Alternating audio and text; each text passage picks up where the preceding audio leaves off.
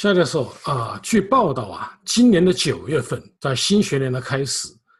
新疆地区就不再允许师生在学校说维吾尔族语，所以引起了很多维吾尔族人的抗议和愤怒。您对中共这个举措，您的看法是什么？中共的少数民族政策几十年来都是采取了这样一种应该说叫大族沙文主义的做法。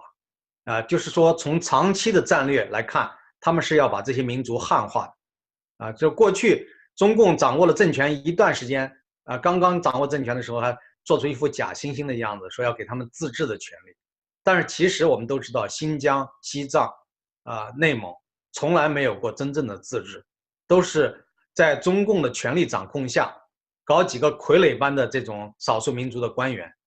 比如说已经形成规矩的就是，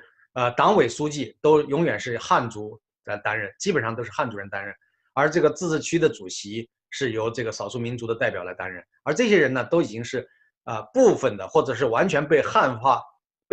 的官员。所谓被汉化呢，意思是说，不仅他们能说流利的汉语，而且呢，他们的思维已经就是汉化了，就是说意识形态方面已经接受了共产党的这一套，所以他们才能得到信任。所以这样的一个做法呢，就是过去多少年来，他们都是对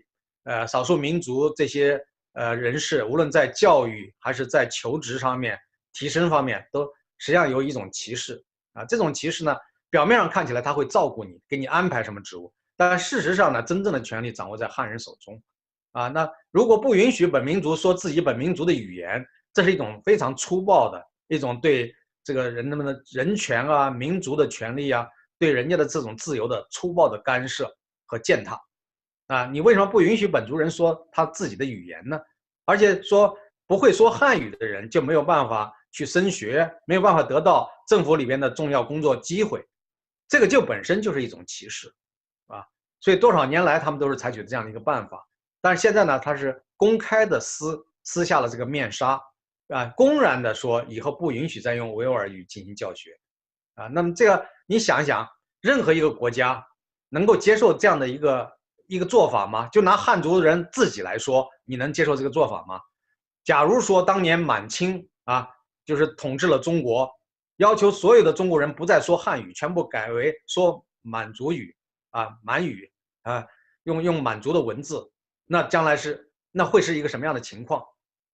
假如说日本人占领了中国，不允许中国人再说中文，全部说日语，那你中国人心里是怎么想的？你将会有什么样的态度？这都是再明显不过的孔夫子说：“己所不欲，勿施于人。”那么同样的道理，为什么你不允许维吾尔族人说维吾尔族语你不允许藏族人说藏语？那么这就是这个汉族这种沙文主义以及这种汉化政策，最终呢要想把人家少数民族赶尽杀绝的一个做法这种做法呢，在国际社会在从人权从现代文明的角度来讲，都是不能够被容许。